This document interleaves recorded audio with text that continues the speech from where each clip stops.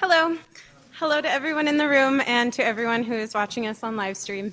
My name is Kristen De La Rosa Henry, and it is my honor to introduce to you our next guest speaker.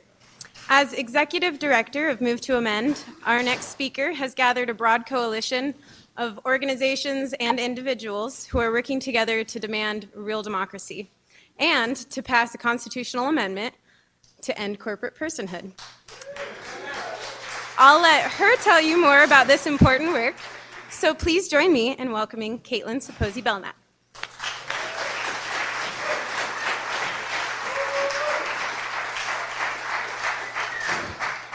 She didn't even ask me how to pronounce my name, and then she did it right. She must have asked somebody else. Hi, everybody. I live in Eureka, California, and it's great to be up here in Eugene. I want to thank everyone from the Peace Center for hosting this event and bringing us together with some of our partners that we're already working with. I'm really happy to have the Social Forum and Pachamama and Move to Amend here together. And when we came here 2 years ago, Lane also provided us the opportunity to have our first convergence. We had 7 regional convergences around the country, and the first one was here in Eugene. So just really appreciate you all providing the space for us to grow and keep moving the movement forward in the different ways that are appropriate given the moments that we're in. So just want to talk a little bit about what Move to Amend is and kind of where we come from and what we're kind of bringing to the table. Some of the principles that, well, let me go back up for a second. I wanted to emphasize that I really appreciated John talking about the stories that we live in. And the story that Move to Amend wants to tackle is the story of our governance and our society that we bring together and how we make decisions. And unfortunately, we live in a country that is under the illusion that it's a democracy. And in fact, not just that we're a democracy, but that we're the best democracy in the whole world, and we're the model for everyone for how people can be in charge of their lives and make decisions that affect us. But actually, that's not what this country is about at all, as Monica said. And our democracy is really, really suffering right now, but it's not an accident, and it's not just sort of a couple bad decisions where we kind of went off track, and maybe we have a more corrupt than usual Supreme Court that has an agenda for special interests. All those things are true, but the context and the situation that we're in now is perfectly reasonable and expected given the course that this country set on from the beginning, from its founding. And so part of our job is to awaken the spirit and the belief in democracy. I think democracy is actually just such a powerful and important concept. Does anyone, what does democracy mean? Let's define it, be clear, we're talking about the same thing. Demos is a root, right? I think someone said it, right? The people, is that what you said? Yeah, and then what's the other part? The people what? People rule, exactly. Maybe representation, but that's not the only way for the people to rule, right? At its root, at its core, at its radical definition, democracy means the people rule. And I think that we have an obligation as people to rule in such a way that doesn't kill off every other being and that exists. As the natural place for people is to take responsibly that ruling place and to take it upon ourselves to make sure that we're creating a world that allows everything else to thrive as well. So we are under the illusion that the system that we have now is a democracy, and that we're all making decisions because we get to vote, although a lot of people don't actually get to vote. People who have gone to prison in a lot of states, people who are not citizens of this country do not get to vote, people who are too young do not get to vote. But even the idea that our vote is our ability, our full expression of our ability to govern is a corrupt idea around what it would mean to actually have power. And so Move to Amend what's really core for us is that we want to tackle the story of the US democracy, because it's important that we do this, because our democracy is destroying the rest of the world, and then in our name. And then the other piece is the story of our power, and that unfortunately, we are under the impression that acting in the most kind of anemic of ways, like maybe choosing paper or plastic, or, Adwala or fresh juice or something like that, is the way that we exercise our power as human beings on this planet. It's insulting, actually, that's how we think that we can exercise our power. Like, of course, we should use our resources in a way that furthers the world that we want, but that's not all that there is to our power and our potential. And we have been basically tricked into thinking that that's all that we have to offer the world, that's all that we can do. And so it's so important that as people who live in this belly of the beast, that we recognize that we have so much more power, we have so much more potential, and a fundamental place where we need to exercise that power is wresting control of our government that right now is serving the interests of a very small minority of people to destroy the planet. And so the corporations that we have in this country are basically at the point right now where they are ruling us and they are ruling the rest of the world. Corporations, corporate CEOs, not corporations because there's actually people behind them, and sometimes we even kind of separate it out and make it seem like it's this inevitable, these figures that sort of march on, that have a life of their own, but they don't. It's human beings behind the decisions. And there is certainly a system that helps make it so that no one human being can kind of shift the course of things. But if there was enough of us together, we certainly could. So these corporate CEOs are the ones who are making all the fundamental public policy decisions, right? Who decides whether we go to war in Iraq, really? Who decides whether we have GMOs in our food supply? Who decides what public transportation options are available or not, and how we're going to get around in the world, right? It's not even our elected officials who are really making these choices. And it's certainly not us. And so we have gotten so far removed from the mechanisms by which we as a society can make decisions that it's really imperative that we center our focus and attention on that, because there's so much that we could do if we had that power. And so for us, what we have identified as a key jumping off point, it's not that it is the silver bullet. Unfortunately, there's no silver bullet. Or if somebody has an idea of what it is, like, I'm all ears, I'd love to get this done as easily and quickly as possible and just move on, and I keep bees and I'll focus on that, and But I actually don't think this is going to be easy or simple. In a lot of ways, the solutions are straightforward.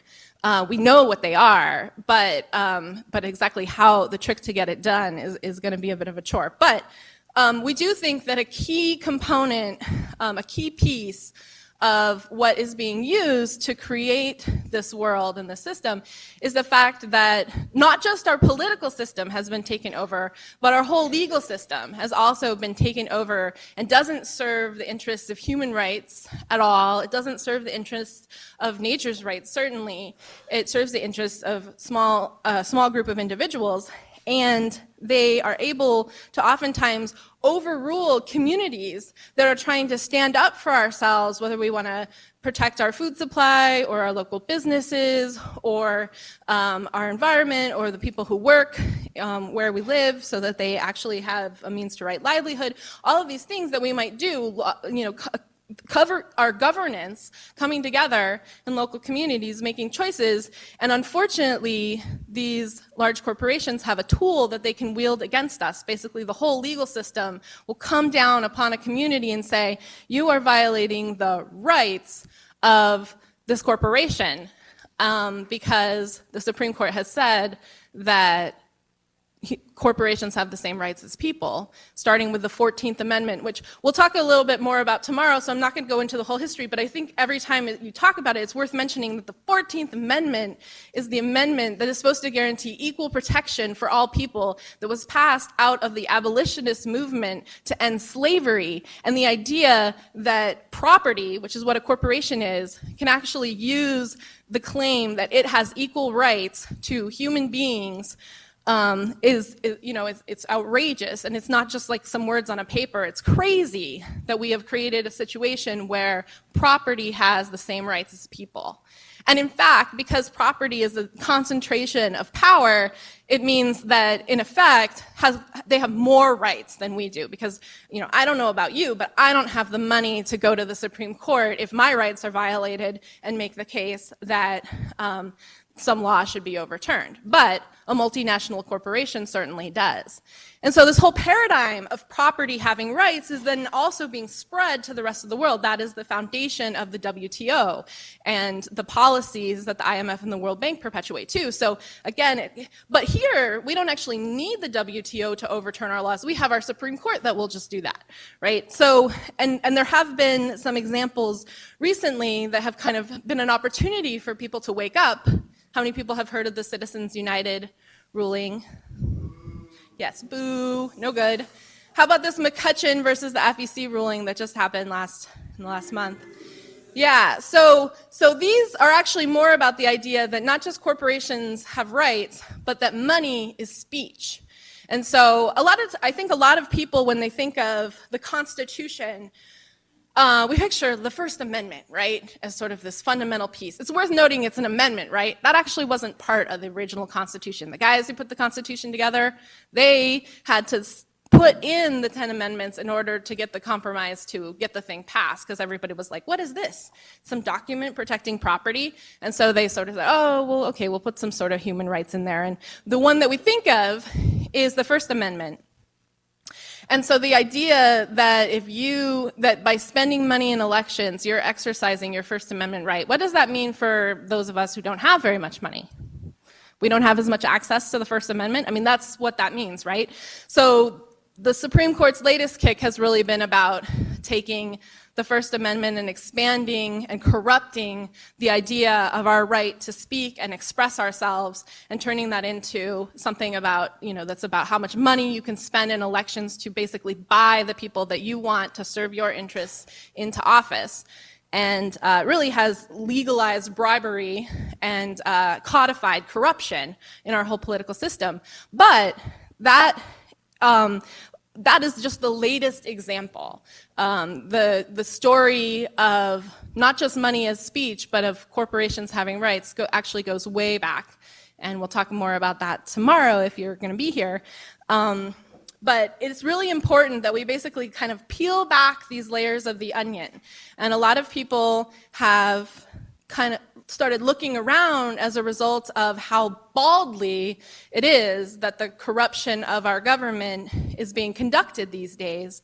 But unfortunately, this isn't some new problem that, we just need to kind of shift who's on the court or maybe convince somebody here or there that things need to be tweaked. What this exposes is the natural trajectory of a completely corrupt system that has been in place for 500 years since this country was founded, and the idea that property is more important than human beings.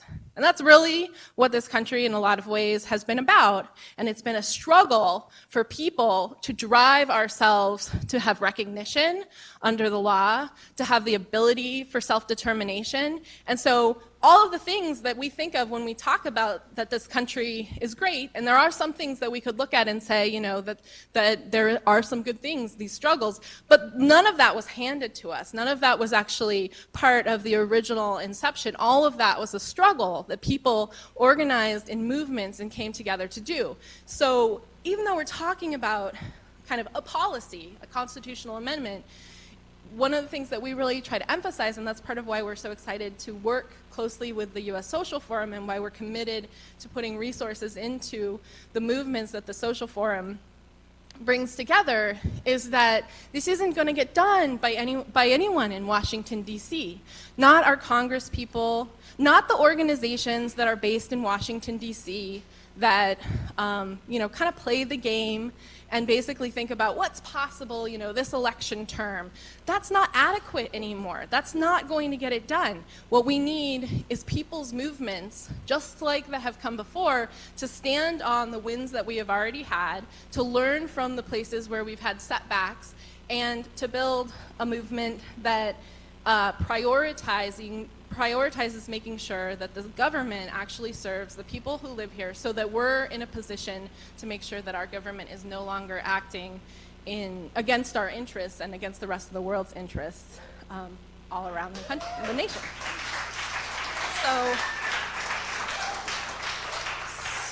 So sometimes that's a little bit of a work to kind of help make that be clear, because I think a lot of times as Americans, we want quick and easy solutions. We don't, and a lot of people who work with Move to Amend, and it's nice to see a good diversity here, but a lot of people who are kind of drawn to doing the work around the government are older folks, and right. I see some nods. I'm not, though, so it's not all. Jessica works with Move to Amend. She's not that old. We actually need to have an intergenerational movement. Every movement that has been successful has found ways to build bridges across generations, and that's not something that's necessarily easy to do. It takes some work, but that actually has to be a core piece of what we're intentionally doing, because we need the wisdom of all the different generations. But a lot of times people want to, it's like, I want this to be done in my lifetime. I want this to be done, right away. And I want this to be done in my lifetime too. I've given up a lot of things and have changed the course of my life because I think that we need to do this right now, because I don't know, if my lifetime would be as long if we don't, right? But, and certainly, any thought of like my nephew, what's going to happen for him. So yes, we got to do this as soon as possible.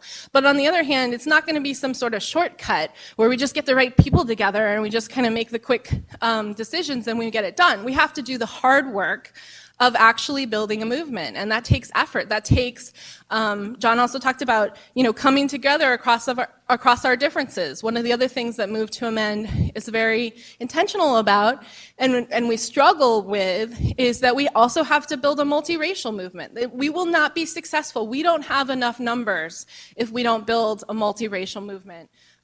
For what Move to Amend is doing and in general, right? And the fact that we are divided in this country in so many ways, but race is used so strategically to keep us divided, to keep us from coming together. Race was invented by people who are in charge to make white people think that they should work on the side of the people who were in charge instead of working with the folks who they were laboring with, right? So its very nature, race doesn't even really exist. It's just a construct that was created to intentionally bamboozle white people into working against their best interests and their fellow interests, right? Crazy. And then there's so much in there. And then the privileges that we get as white folks, or all the other privileges that we might have, are intentionally invisible to us unless we actually actively go out and see them. And so it's a lot of work. But doing that work is what brings us together. It's what makes us more powerful. And that's, at the end of the day, what this is all about, is power. And it's important that no matter what things we're choosing to do, where we're choosing to put our efforts, our time, because Move to Amend might not be what moves you. I completely understand people who are working against climate change, like, yeah, that one's really critical as well. And, I always think of it as like, I'm in it for the animals, and sometimes it's kind of weird to be working with all these people when I would rather be working with the animals. But I feel like the people got to get together in order to, make the space for the animals. So, but anyway, it is, it's incredibly hard, and it's important that what we check in with ourselves and make sure is, are the actions that I'm taking the most powerful actions that I could be doing? Is my group of people, are we being as strategic with our resources as possible? And I don't know all the right answers. You're not going to know all the right answers. We're going to make a lot of mistakes. And that is a lot of where the learning comes. But trying to make sure that we're not just doing activity to do activity, because at this point, I don't think we don't have time for that.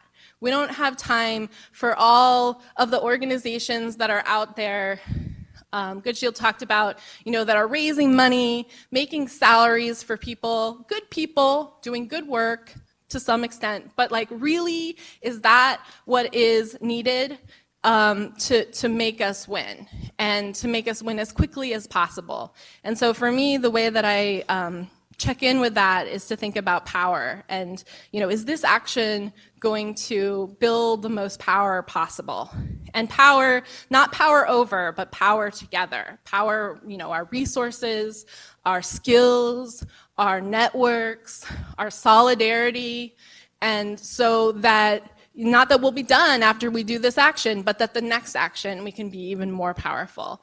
And it's important that we check in with ourselves and each other, and we hold each other accountable to those questions, because time's getting short, resources are running thin. And it makes me think of the Buddhist saying, basically something like, things are so important and so dire that we must act very slowly and intentionally with every step we take. So I think I'll leave it at that. Thank you very much.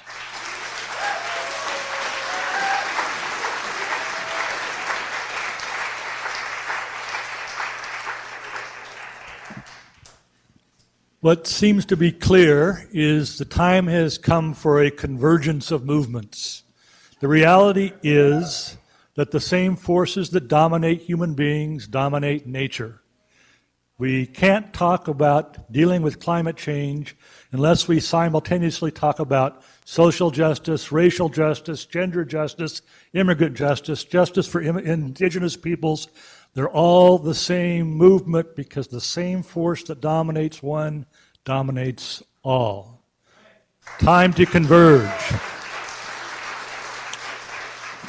So I want to point out a couple of things. One is the two spots where you can get lunch. One is in the May Center building cafeteria.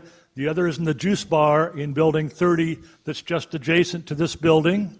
And right next to this, the juice bar in the building 30, John Symes and John Perkins and Good Shield will be there to sign books and CDs. So please make sure you go and talk with them there at the table beside building 30, which is just right over here beside us. Thank you very much.